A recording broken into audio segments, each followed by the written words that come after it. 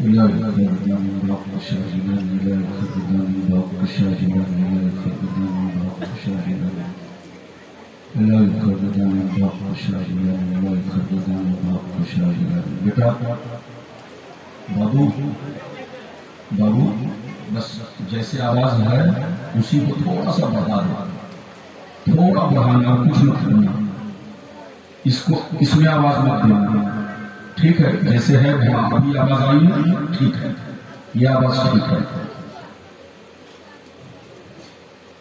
لا يخردان باق شاجلان لا يخردان باق شاجلان لا يخردان باق شاجلان لا يخردان باق شاجلان. بابقار علماء شورا سامعین و سامعات السلام علیکم ورحمۃ اللہ وبرکاتہ. الحمد للہ علی نعمائه الشاملہ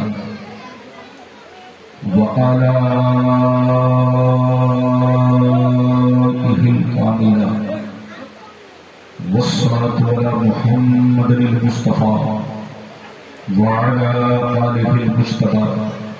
أما بعد أعوذ بالله من الشيطان الرجيم. بسم الله الرحمن الرحيم. قل لا أسألكم عليه أجرا إلا المودة في القربى. آمنت بالله صدق الله العلي العظيم وصدق رسوله النبي الأمين المبين المتين المكين الكريم ونحن على ذلك لمن الشاهدين والشاكرين والحمد لله رب العالمين.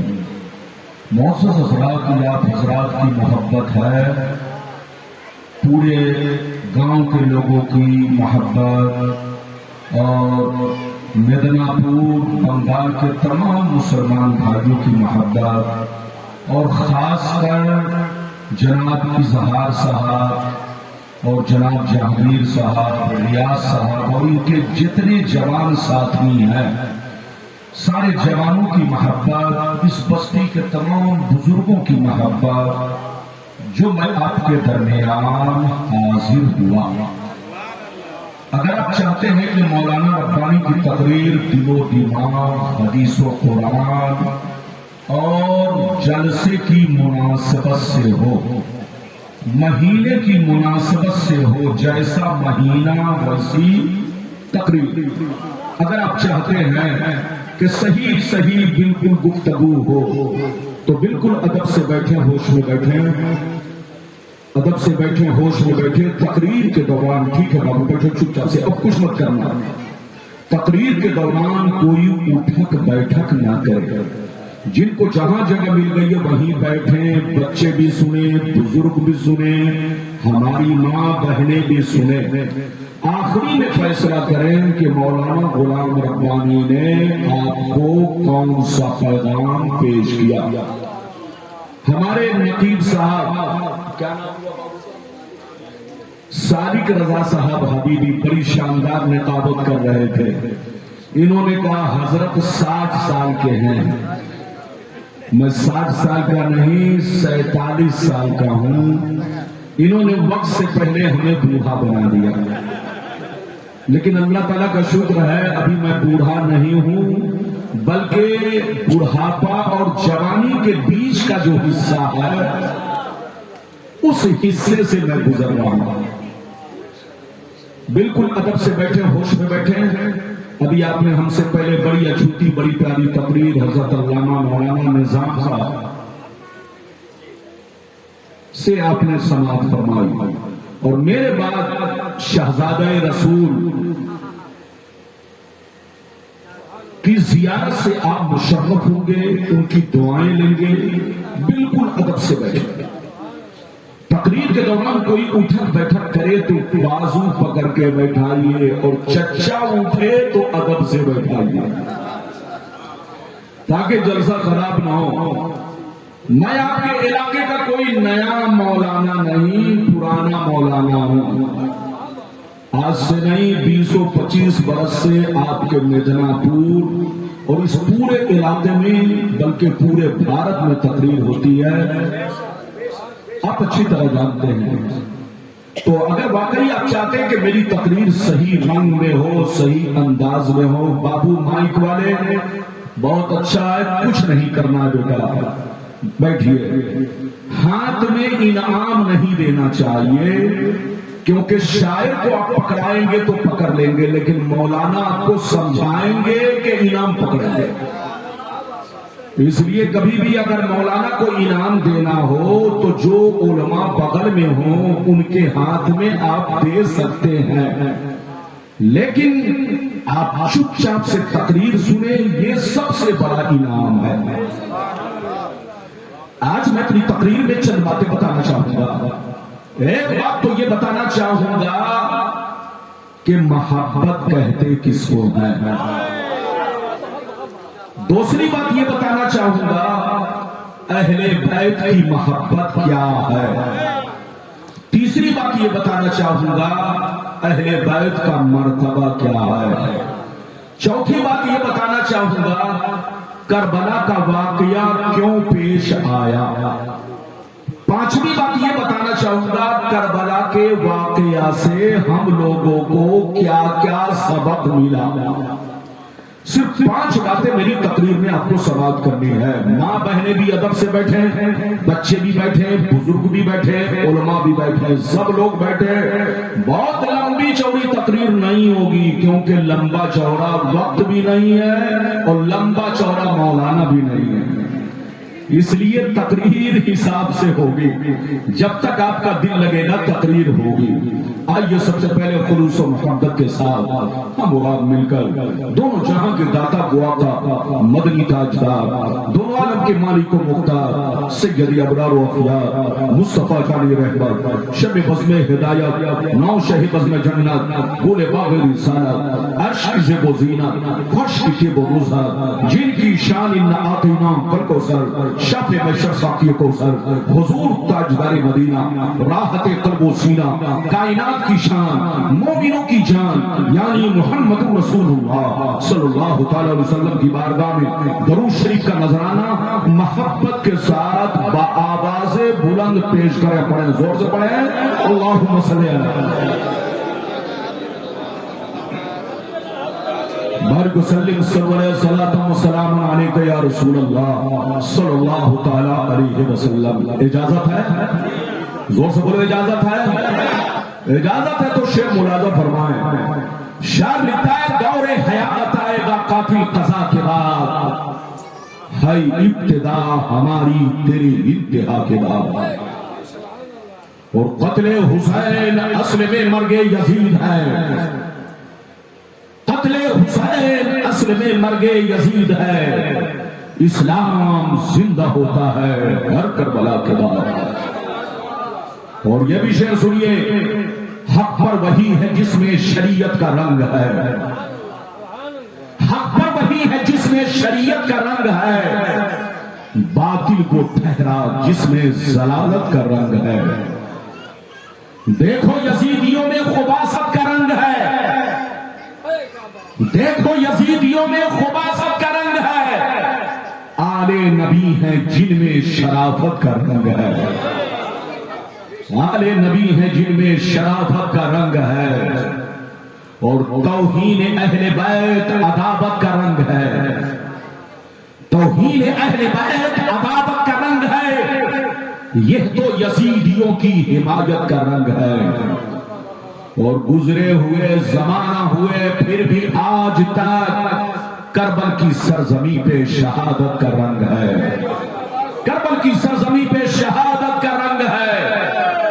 اور نشتر جو ان کے دل میں سماتا چلا گیا، مجھ پہ یہ ان کی نظر عنایت کا رنگ ہے، مجھ پر یہ ان کی نظر عنایت کا رنگ ہے. میرے دوست، میرے عزیز، میرے بچے، میری پیاری ماں بہن، اگر واقعی آپ نے میری تقریر کو دل سے سن لیا تو آپ کے دل سے کوئی اہل بیت کی محبت نہیں نکال پائے گا. لاکھ آندھیاں چلے، لاکھ طوفان آئے، لاکھ زمانہ رنگ بدلے، لیکن آپ کا رنگ نہیں بدلے گا. آپ کے سینے میں حسین کی محبت کا رنگ چڑھا رہے گا. اور انشاءاللہ معاملہ مرتے دم تک قائم رہے گا۔ ابھی میں نے جس آیت کو موضوع بنایا، اللہ تعالیٰ کا ارشاد پاک، قُلْ لَا أَسْأَلُكُمْ عَلَيْهِ أَجْرًا إِلَّا الْمَوَدَّةَ فِي الْقُرْبَى۔ اے رسول، آپ اپنے غلاموں سے کہہ دیجئے، اے میرے غلاموں، میں تبلیغ دین پر تم سے کوئی بدلہ نہیں مانگتا، میں تبلیغ دین پر تم سے کوئی اجرت نہیں مانگتا، میں تبلیغ دین پر تم سے کوئی معاوضہ نہیں مانگتا۔ دشمنوں سے گالیاں سنتا ہوں تمہارے لیے، دشمنوں کے پتھرے کھاتا ہوں تمہارے لیے، دشمنوں کے تانے برداشت کرتا ہوں تمہارے لیے، لیکن میں نے تم سے کبھی بدلہ نہیں مانگا، معاوضہ نہیں مانگا، اجرت نہیں مانگی، نذرانہ نہیں مانگا۔ اور اے میرے غلاموں، کان کھول کر سن لو، مجھے نذرانہ نہیں چاہیے، مجھے معاوضہ نہیں چاہیے، مجھے بدلہ نہیں چاہیے، مجھے اجرت نہیں چاہیے۔ اگر چاہیے تو اہل بیت کی محبت چاہیے، اگر چاہیے تو اہل بیت کا پیار چاہیے۔ میری خواہش ہے کہ تم اہل بیت سے محبت کرو، اہل بیت سے پیار کرو۔ اگر اتنی بات سمجھ میں آ گئی تو سارا مجمع ہاتھ اٹھا کر بولو سبحان اللہ، اور زور سے بولو سبحان اللہ۔ تقریر کے دوران آپ کو ہوش میں بیٹھنا ہے تاکہ میری ہر بات آپ کو سمجھ میں آئے۔ میری طرف دیکھیے، جو آیت میں نے پیش کی، ادھر دیکھیے، اس سے پتا چلا اہل بیت سے محبت کرنا فرض ہے۔ زور سے بولو، اہل بیت سے محبت کرنا، زور سے بولو، اہل بیت سے محبت کرنا فرض ہے، ضروری ہے۔ جیسے اللہ کی محبت ایمان میں داخل ہے، رسول کی محبت ایمان میں داخل ہے، اہل بیت کی محبت بھی ایمان میں داخل ہے۔ اگر کوئی اللہ کی شان میں گستاخی کرے تو کافر ہو جائے، رسول کی شان میں گستاخی کرے تو کافر ہو جائے، ایسے ہی ان کی اہل بیت کی شان میں ذاتاً نسباً اگر کوئی گستاخی کرے تو وہ بھی کافر ہو جائے۔ اس سے پتا چلا اہل بیت کی محبت ضروری ہے۔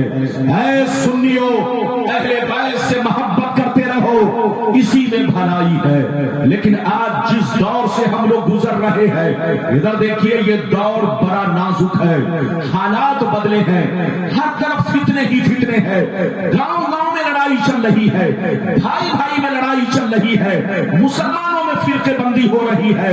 اس لیے اپنا ایمان بچانا۔ میری طرف دیکھو، محبت کس کو کہتے ہیں؟ پہلے تو آپ کو یہ سمجھنا ہے، محبت کا دعویٰ کرنا بہت آسان ہے، مگر دلیل پیش کرنا بڑا مشکل کام ہے۔ زور سے بولو، محبت کا دعویٰ کرنا بہت آسان ہے۔ آج جس کی جتنی لمبی داڑھی ہے اس کا اتنا لمبا دعویٰ ہے، ہم محبت کرتے ہیں۔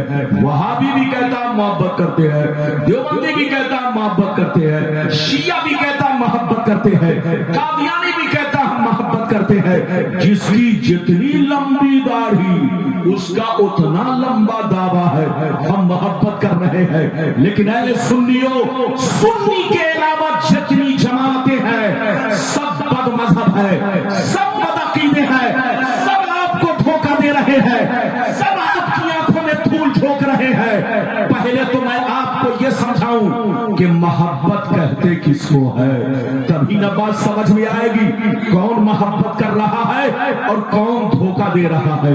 میری طرف دیکھو، محبت کہتے ہیں انسان جس سے سچی محبت کرتا ہے کبھی اس کی کمی نہیں تراشتا، انسان جس سے سچی محبت کرتا ہے کبھی اس کا عیب نہیں نکالتا، انسان جس سے سچی محبت کرتا ہے بولو کبھی ان کی توہین نہیں کر سکتا، انسان جس سے سچی محبت کرتا ہے ان کی کبھی گستاخی نہیں کر سکتا، انسان جس سے سچی محبت کرتا ہے ہمیشہ ان پر جان دینے کی کوشش کرتا ہے۔ اس کا نام محبت ہے۔ محبت کرنے والا کبھی اللہ کے خلاف نہیں بولے گا، محبت کرنے والا کبھی رسول کے خلاف نہیں بولے گا، محبت کرنے والا کسی صحابی کے خلاف نہیں بولے گا، محبت کرنے والا سیدنا صدیق اکبر کے خلاف نہیں بولے گا، عمر کے خلاف نہیں بولے گا، کسی صحابی کے خلاف نہیں بولے اور جو خلاف بولے تو سمجھ لو یہ منافق کی اولاد ہے،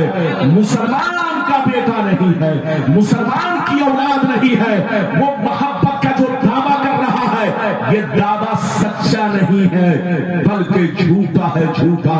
وہ آپ کی آنکھوں میں دھول جھونک رہے ہیں، وہ آپ کی آنکھوں پر پردہ ڈال رہے ہیں۔ میری طرف دیکھیے، آج جو ہماری لڑائی چل رہی ہے، جتنے بھی فرقے ہیں سب ایک طرف، اہل سنت والجماعت ایک طرف۔ یہ لڑائی مرغا مچھلی کی لڑائی نہیں ہے، پلاؤ چلاؤ بریانی کی لڑائی نہیں ہے، داڑھی ٹوپی کی لڑائی نہیں ہے، مسجد کے منبر و محراب کی لڑائی نہیں ہے، قیام سلام فاتحہ نیاز کی لڑائی نہیں ہے۔ ہماری لڑائی صرف اس لیے ہے کہ یہ توہین کرتے ہیں، یہ گستاخیاں کرتے ہیں، یہ بغض رکھتے ہیں۔ اے سنیوں کان کھول کر سن لو، اہل سنت والجماعت ہی ایسا فرقہ ہے کہ سارے بد مذہب سے تنہا مقابلہ کر رہا ہے، تنہا سب کا جواب دے رہا ہے۔ میری طرف دیکھو، ہم یہ نہیں دیکھتے بریلی کا کون ہے، ہم یہ نہیں دیکھتے کچھوٹا کا کون ہے، ہم یہ نہیں دیکھتے اجمیر کا کون ہے، ہم یہ نہیں دیکھتے مکہ کا کون ہے، ہم یہ نہیں دیکھتے مدینہ کا کون ہے۔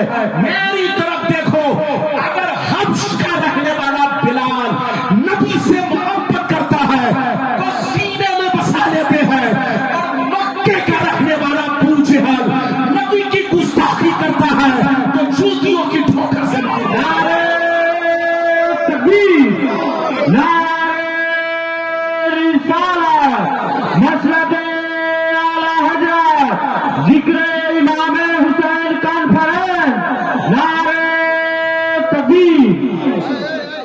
بات سمجھ میں آ رہی ہے؟ ہر زور سے بولو، بات سمجھ میں آ رہی ہے؟ جو محبت کرتا ہے ہم ان سے محبت کرتے ہیں، اور جو خلاف بولتا ہے ہم انہی کے خلاف بولتے ہیں، سب کے خلاف نہیں بولتے۔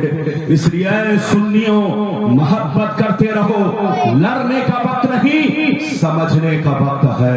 ادھر دیکھو، آج جس حالات سے ہم لوگ گزر رہے ہیں، لڑنے کا وقت نہیں سمجھنے کا وقت ہے۔ لڑنے والا پاگل ہے، پاگل، ساری دنیا دماغ سے لڑ رہی ہے، لیکن مسلمان اب تک لاٹھی سے لڑ رہا ہے۔ ادھر دیکھو، لاٹھی سے لڑنے والا پاگل ہے، بچے کو بیٹھاؤ، لاٹھی سے لڑنے والا پاگل ہے۔ دماغ سے لڑو، دماغ سے، اور دماغ سے وہ لڑتا ہے جو عالم ہوتا ہے، دماغ سے وہ لڑتا ہے جو ڈاکٹر ہوتا ہے، دماغ سے وہ لڑتا ہے جو انجینئر ہوتا ہے، دماغ سے وہ لڑتا ہے جو پڑھا لکھا ہوتا ہے۔ لیکن اگر جاہل ہے تو وہ دماغ سے نہیں لاٹھی سے لڑے گا۔ اس لیے مسلمانوں، نمک روٹی کھاؤ، بچوں کو ضرور پڑھاؤ، عالم بھی بناؤ، مولانا بھی بناؤ، ڈاکٹر بھی بناؤ، انجینئر بھی بناؤ، D M, collector, S P, D S P بھی بناؤ، تاکہ تمہارا بیٹا لاٹھی سے نہ لڑے۔ اگر لڑنا ہو تو دماغ سے لڑے۔ اگر اجازت ہے تو میں آپ کو حدیث سناؤں۔ سارا مجمع بابو لوگ پہلے وہ حدیث سنیے کہ اہل بیت کا مقام اور ان کا مرتبہ کیا ہے۔ اگر آپ سننا چاہتے ہیں تو بابو لوگ حدیث سنیے، طبیعت مچل جائے گی۔ سارا مجمع زور سے بول دو سبحان اللہ، اور زور سے بولو سبحان اللہ۔ ماشاءاللہ، غور سے سنو، ترمذی شریف جلد ثانی باب المناقب صفحہ نمبر 219 پر یہ حدیث موجود ہے۔ انا عمر بن ابی سلمۃ قال لما نزلت هذه الآية على النبي صلى الله عليه وسلم انما يريد الله ليذهب عنكم الرجس اهل البيت ويطهركم تطهيرا في بيت ام سلمة فدعا النبي صلى الله عليه وسلم فاطمة وحسنا وحسينا فجلهم بكسا وعلي خلف ظهره فجله بكسا ثم قال اللهم هؤلاء أهل بيتي فاذهب عنهم الرجس وطهرهم تطهيرا۔ زور سے بول دو سبحان اللہ۔ آواز کیوں کم کر دیا؟ پگلا کم کر دیا نا تھوڑی سی؟ جیسے تھی ویسی رکھو. میں نے کیا کہا؟ تقریر کے دوران ڈسٹرب کیا تو میں ڈسٹرب ہو جاؤں گا. چپ چاپ سے ہاتھ لپیٹ کر بیٹھو ورنہ رسی سے لپیٹ دوں گا. اجازت ہے جب بولو. تقریر کے دوران کسی کا اٹھنا یا مائک والے کا بٹن کو اتر دکھن کرنا بولنے والے کے حوصلہ کو پست کرنا ہے. میری طرف دیکھیے, میں نے جو حدیث سنائی ترمذی شریف جلد نمبر 2 پیج نمبر زور سے بولو 219. کیا مطلب؟ 219. غلط ثابت کرنے پر جو کہہ دے جھولا لاؤ بھرو پیسہ, لیکن کسی کی ماں نے دودھ نہیں پلائی ہے کہ غلط ثابت کر سکتا. اردو کی کتاب دیکھ کر چوک چوراہا پر جاہل لوگوں کو گمراہ کرنا تو آسان ہے, لیکن کسی عالم کے سامنے آ کر بولنا کوئی آسان نہیں ہے.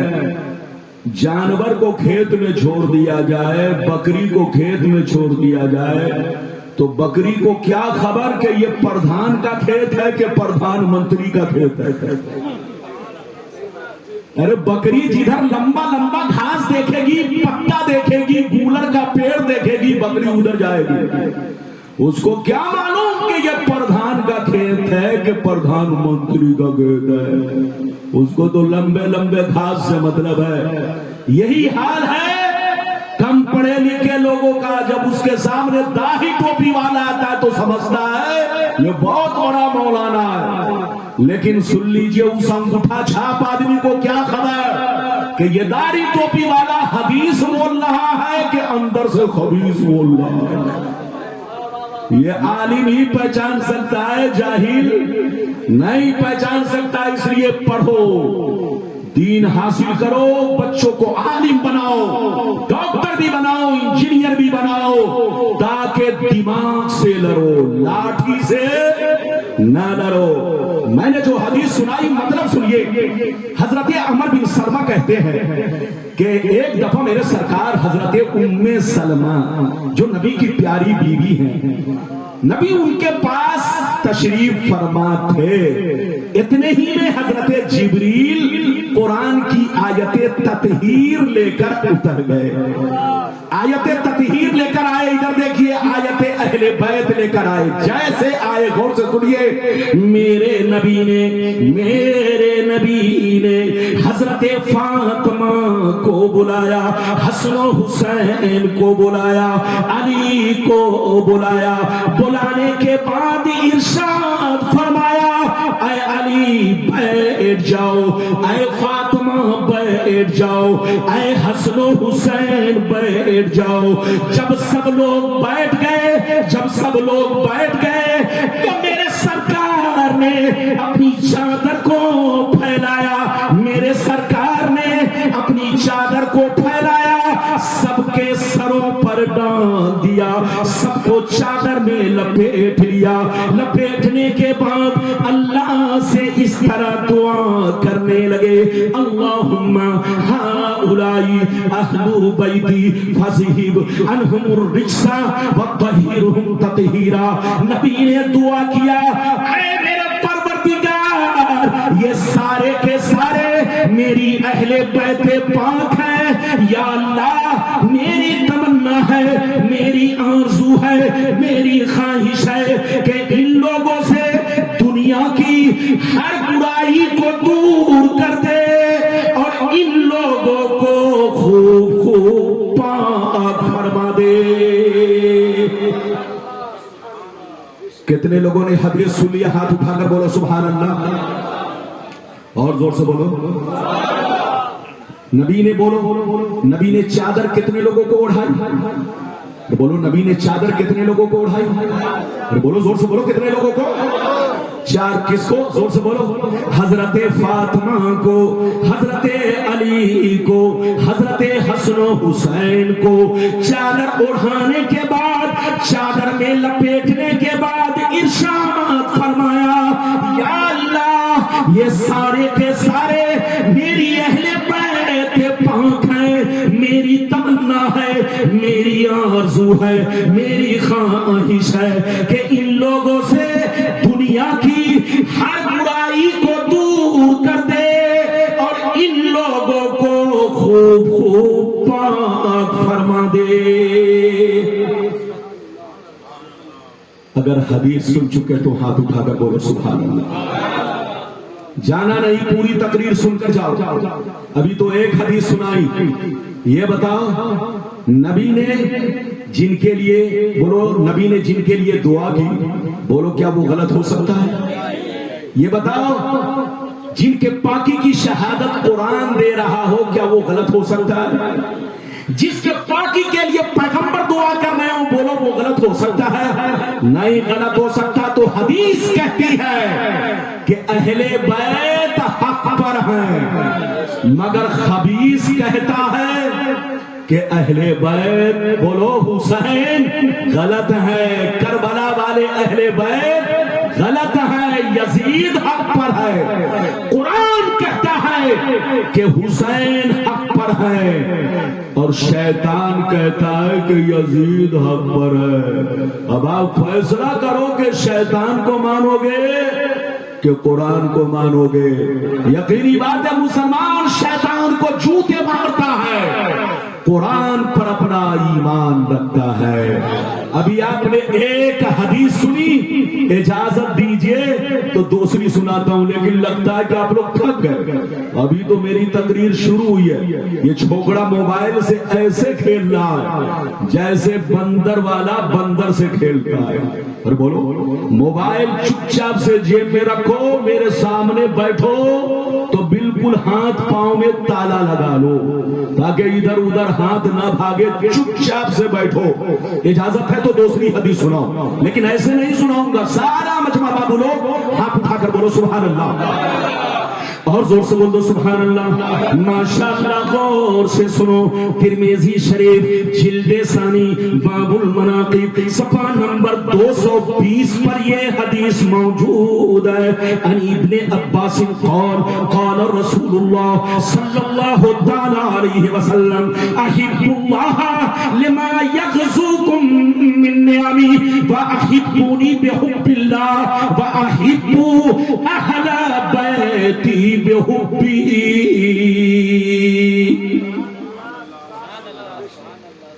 صرف حدیث اور مطلب، بولو صرف حدیث اور مطلب، قصہ کہانی نہیں۔ بابو بیٹھو، جلدی بیٹھو، جلدی بیٹھو۔ محرم کے مہینے میں کالا کرتا پہننا منع ہے، بولو کالا کرتا پہننا، کیونکہ تم کالا کرتا پہنو گے تو دنیا کہیں تم کو شیعہ نہ سمجھ لے۔ وہ کام مت کرو، ارے زور سے بولو، وہ کام مت کرو کہ لوگ تم کو غلط سمجھے، ورنہ وہ گنہگار نہیں ہوگا، تم گنہگار ہوگے۔ کیونکہ بولو لوگوں کے اندر بدزنی کس نے پیدا کی؟ غلط گمان کس نے پیدا کیا؟ آپ نے۔ کیونکہ کالا نہ پہنے ہوتے نہ لوگ آپ کو، زور سے بولو، شیعہ سمجھتے ہیں۔ اچھا یہ بتاؤ اگر کوئی شراب خانے میں نماز پڑھنے جائے اور نماز پڑھ کر شراب خانے سے نکلے تو لوگ کیا سمجھیں گے؟ نماز پڑھ کے نکل رہا ہے کہ شراب پی کے؟ بولو ادھر دیکھو، فتویٰ ظاہر پر لگتا ہے، فتویٰ ظاہر پر۔ ادھر دیکھ، اگر کوئی طوائف دعوت دے کہ آئیے میرے یہاں دعوت ہے، اگر اس نے یہ ظاہر نہیں کیا کہ میں اسی پیسے سے دعوت کر رہی ہوں جو میرا پیشہ ہے، اگر یہ ظاہر نہیں کیا تو دعوت کھانا جائز ہے، مگر نہ جانا بہتر ہے۔ زور سے بولو، نہ جانا بہتر ہے، کیونکہ تم طوائف کے یہاں دعوت پر جاؤ گے تو دنیا تم کو غلط سمجھے گی، گرچہ تمہارا دامن صاف ہے۔ بولو تو فتویٰ ظاہر پر لگتا ہے، شراب کھانے نماز مت پڑھو، نماز پڑھنے کی جگہ شراب کھانا نہیں ہے۔ بولو کوئی اور جگہ، پاک جگہ پڑھو، مسجد میں پڑھو، گھر میں پڑھو، شراب خانہ میں نماز پڑھو گے تو دنیا الزام لگائے گی کہ یہ شراب پی کے نکل رہا ہے، نماز پڑھ کے نہیں۔ یہ کالا کرتا پہننا ناجائز نہیں ہے، جائز ہے، پہن سکتے ہیں، ایسا نہیں ہے، لیکن خاص کر محرم کے مہینے میں پہننا منع ہے، کیونکہ تم کالا کپڑا پہنو گے تو لوگ کہیں تم کو بھی رافضی نہ سمجھ لے۔ کیا نہ سمجھ لے؟ زور سے بولو۔ رافضی آج کے دور میں کوئی شیعہ نہیں ہے، سب رافضی ہے۔ زور سے بولو، سب رافضی ہے الا ماشاءاللہ۔ اس لیے تفصیل کرنے کی کوئی ضرورت نہیں، یہ بات چلی تو میں نے کہہ دیا۔ ادھر دیکھو، میں نے دوسری حدیث سنائی، ادب سے بیٹھو، سنو، مطلب سنو۔ نبی نے ارشاد فرمایا، آقا نے ارشاد فرمایا، اے میرے غلاموں کان کھول کر سن لو، ایسے تو دنیا میں محبت کی بے شمار قسمیں ہیں، ایسے تو دنیا میں محبت کی بے شمار قسمیں ہیں۔ ماں کی محبت ہے، بہنوں کی محبت ہے، باپ کی محبت ہے، بھائی کی محبت ہے، بیوی کی محبت ہے، پڑوسی کی محبت ہے، رشتہ دار کی محبت ہے۔ ایسے تو دنیا میں محبت کی بے شمار قسمیں ہیں، مگر کان کھول کر سن لو، ساری محبتوں میں اصل تین ہے۔ زور سے بولو، ساری محبتوں میں اصل تین ہے، اگر یہ تینوں نہیں تو ساری محبتیں بیکار ہے۔ اصل کتنی ہے؟ ہاتھ اٹھا کر بولو، اصل کتنی ہے؟ ادھر دیکھو، ساری محبتوں میں اصل تین ہے۔ ادھر دیکھو، تین کیا ہے؟ غور سے سن لو۔ محبت کا پہلا درجہ یہ ہے، محبت کی پہلی سیڑھی یہ ہے، محبت کا پہلا زینہ یہ ہے کہ تم لوگ اللہ سے محبت کرو، کیونکہ اللہ تعالیٰ بڑا رحیم و کریم ہے، وہ نافرمان کو بھی روزی دیتا ہے، فرما بردار کو بھی روزی دیتا ہے۔ اللہ بڑا رحیم و کریم ہے، وہ تمہیں ہر حال میں طرح طرح کی نعمتوں سے نوازتا ہے۔ اللہ سے محبت کرو، یہ محبت کا پہلا درجہ۔ ہاتھ اٹھا کر بولو، یہ محبت کا، زور سے بولو، یہ محبت کا۔ اور دوسرا درجہ کیا ہے؟ دھیان سے سنو، ادھر ادھر مت کرو۔ نبی ارشاد فرماتے ہیں، محبت کا دوسرا درجہ یہ ہے، محبت کا دوسرا درجہ یہ ہے، اگر اللہ سے سچی محبت ہے، اگر اللہ سے سچی محبت ہے تو میں اس کا رسول ہوں، مجھ سے بھی محبت کرو۔ اور محبت کا تیسرا درجہ یہ ہے کہ مجھ سے سچی محبت ہے تو میری اہل بیت سے محبت کرو۔ سبحان اللہ۔ کس سے محبت کرو؟ زور سے بولو، میری اہل بیت سے محبت کرو۔ کتنے لوگوں نے حدیث سن لیا؟ ہاتھ اٹھا کر بولو سبحان اللہ۔ ہاتھ نیچے کرو، ہم سنی مسلمان، بولو ہمیں اللہ سے بھی محبت۔ ہاتھ اٹھا کر بولو، ہمیں، زور سے بولو، اپنے نبی سے بھی، اور زور سے بولو، اپنے نبی کے صدقے میں ان کی اہل بیت سے بھی محبت ہے۔ اچھا ایک بات بتاؤ، ادھر دیکھو، حدیث پھر سناؤں گا لیکن 2 منٹ کے لیے۔ یہ بتاؤ، دنیا میں صرف جنگ کربلا ہوئی یا اور بھی جنگیں ہوئی؟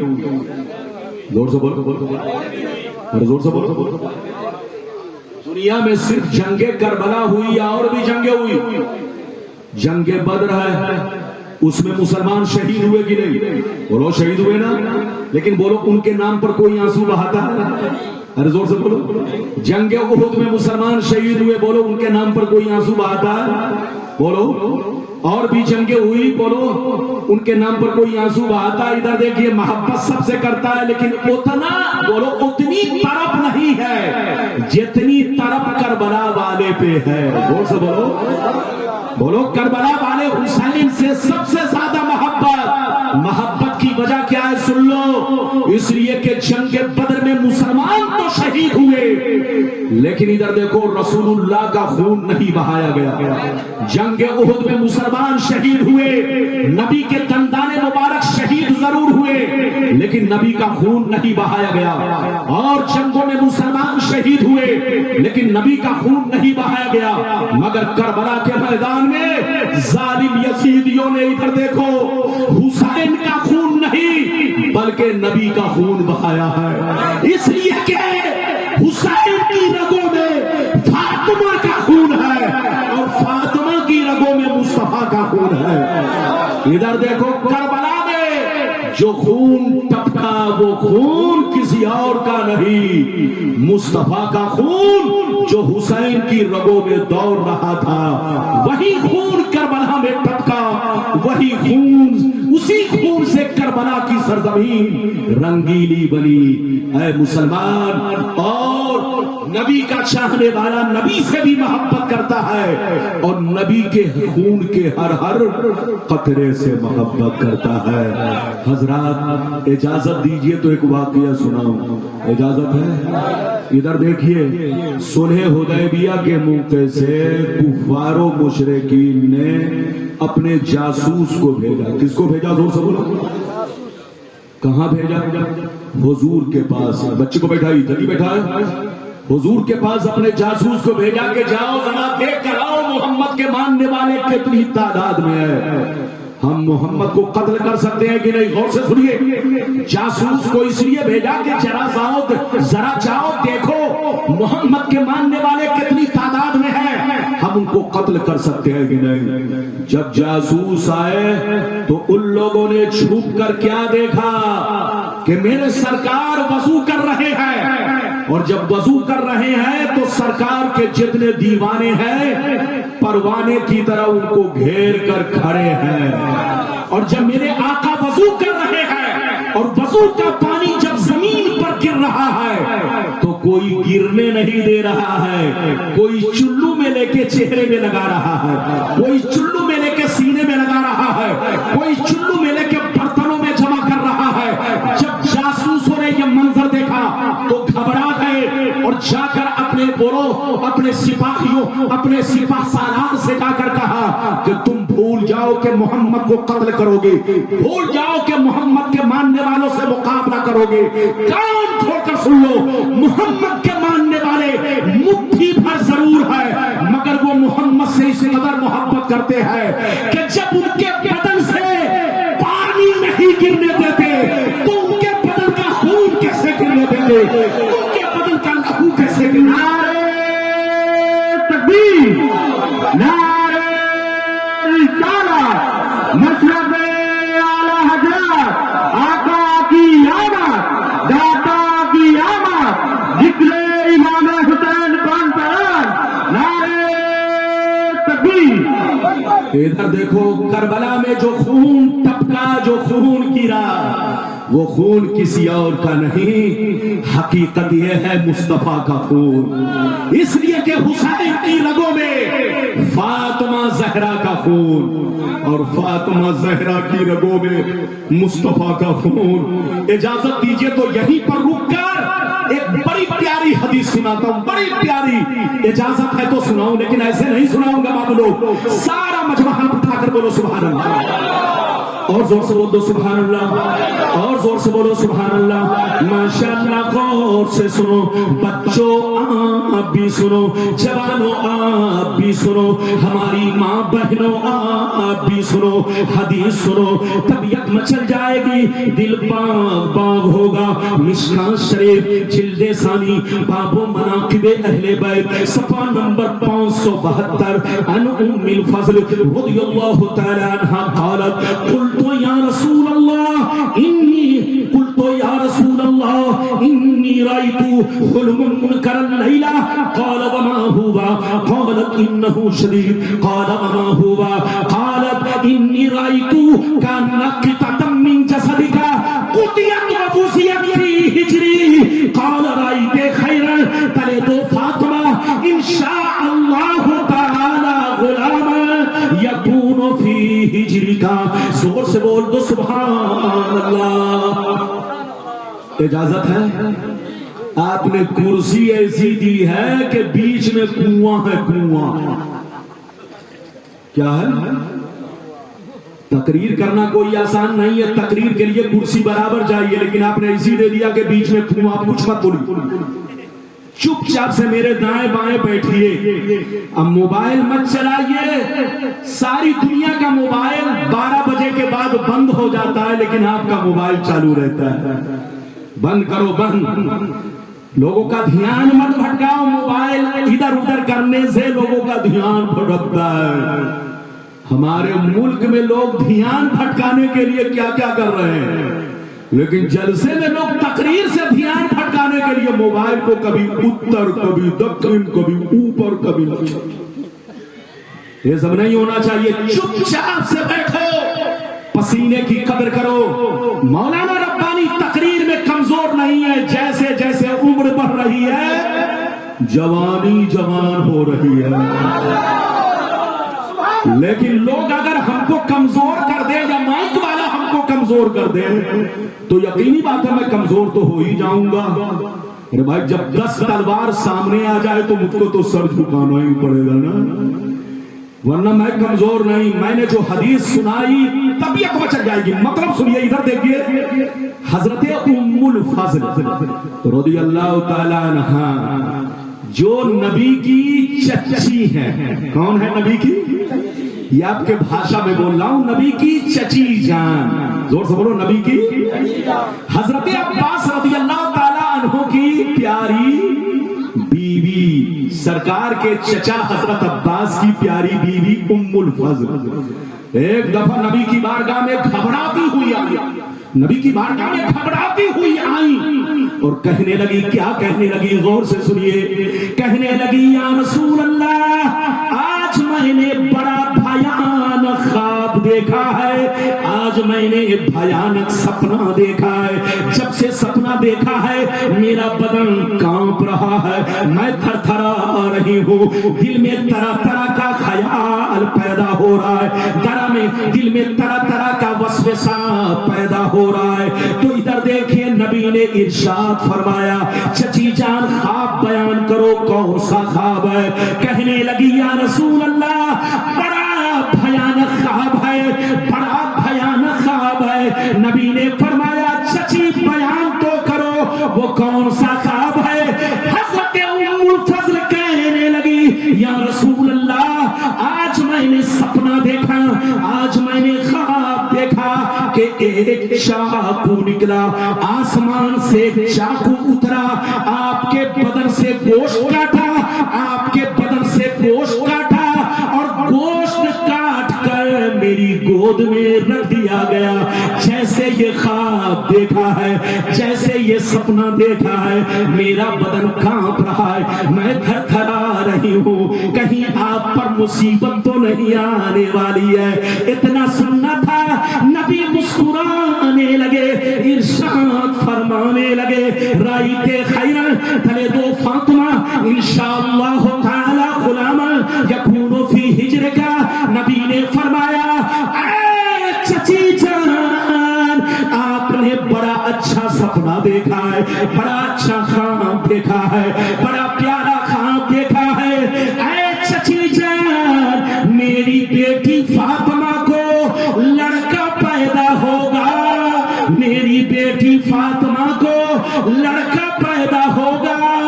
جو آپ کی گود میں دیا